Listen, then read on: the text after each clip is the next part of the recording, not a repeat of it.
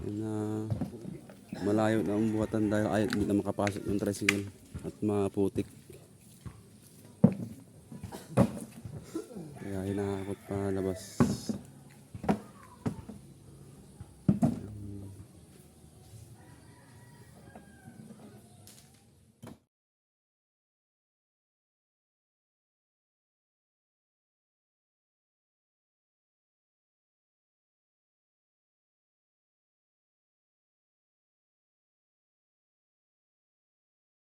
Naitaas na yung sa wall ng kitchen.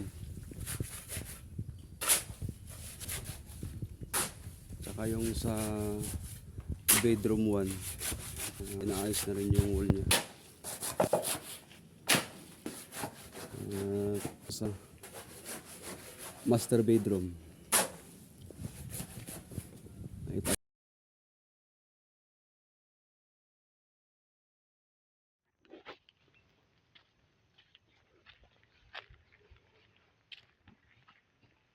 At tinataas na yung wall dun sa malapit sa kitchen, yung sa likod. Ayan, nag-header na ng sa pinto saka sa bintana. Ay, yung sa master bedroom mataas na rin yung wall. Then ito yung sa bedroom 1, inaayos na rin yung wall niya para maitaas na.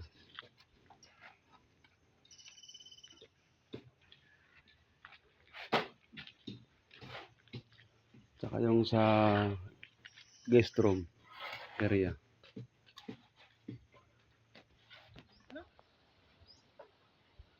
Ito pong nagawa ngayong araw. Mataas na yung wall dito sa gilid, sa likod.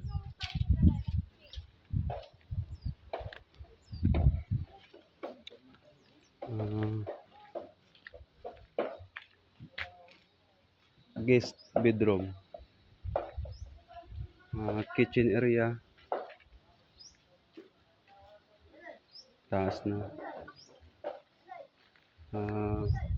Master bedroom, din yung sa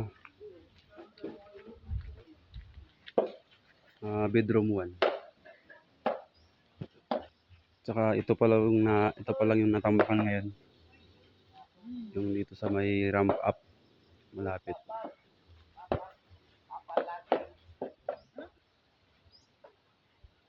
Ito pong nagawa ngayong araw. Mataas na yung wall dito sa gilid, sa likod.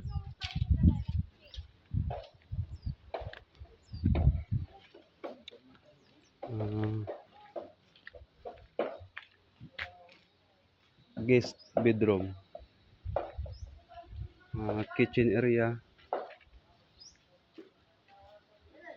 taas na.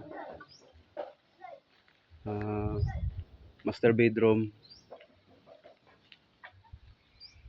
din yung sa bedroom 1. Tsaka ito pa lang yung natambakan ngayon. Yung dito sa may ramp up malapit.